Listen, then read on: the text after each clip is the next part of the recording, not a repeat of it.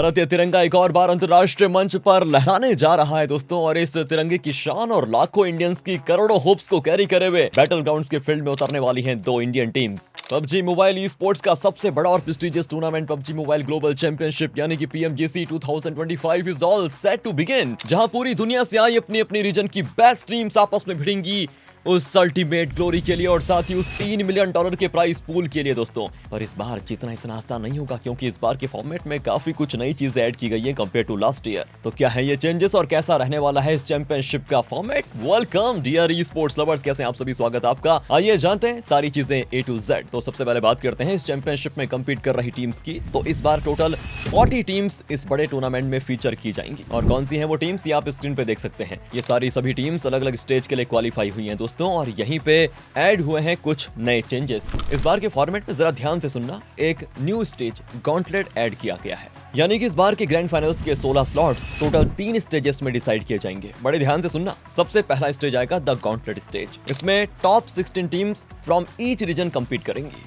ये स्टेज दोस्तों 3 दिनों तक चलेगा, फ्रॉम 24 नवंबर टू 26 नवंबर। यहाँ पर पर डे 6 मैचेस के हिसाब से टोटल 18 मैचेस खेले जाएंगे, और इन 3 दिनों के बाद ओवरऑल स्टैंडिंग्स की top 7 teams direct grand finals के लिए क्वालिफाई करेंगी, और यही इस स्टेज का एक एडवांटेज है। इंडिया की टीम ओरंगुटन भी इस स्टेज के लिए क्वालिफाई हुई है दोस्तों। तो अगर हमें डायरेक्ट ग्रैंड फाइनल्स का स्लॉट सिक्योर करना है तो यहाँ हमें टॉप 7 में आना ही होगा कैसे भी करके, और बाकी बची हुई 9 टीम्स ग्रुप स्टेज में चली जाएंगी। कहाँ? ग्रुप स्टेज में, जहां ऑलरेडी बाकी कुछ teams from different region and PMGC points से क्वालिफाई होकर आई हुई है।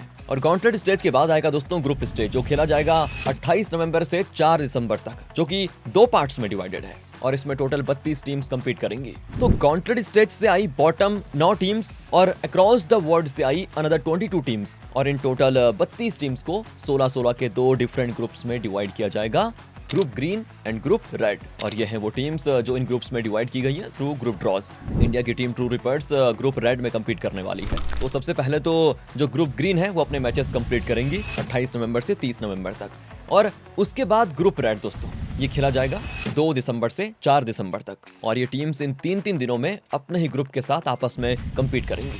हर दिन 6 मैचेस खेले जाएंगे, यानी कि हर टीम को टोटल 18 मैचेस खेलने को मिलेंगे। And after the end of the group stage only the top 3 teams from each group qualify करेंगी ग्रैंड फाइनल्स के लिए। हाँ, ये थोड़ा टफ हो सकता है दोस्तों, क्योंकि 16 टीम्स में से केवल टॉप 3 टीम्स, क्या करें, जहां गॉन्टलेट स्टेज में टॉप 7 टीम्स थी। बाकी बची हुई टीम्स में से दोनों ग्रुप्स की जो रैंक 4 से लेकर 11 तक टीम्स होंगी, यानी कि 8 एक ग्रुप से 8 एक ग्रुप से टोटल 16 टीम्स को ग्रैंड फाइनल्स के लिए क्वालिफाई करने का एक लास्ट चांस दिया जाएगा इन लास्ट चांस स्टेज में।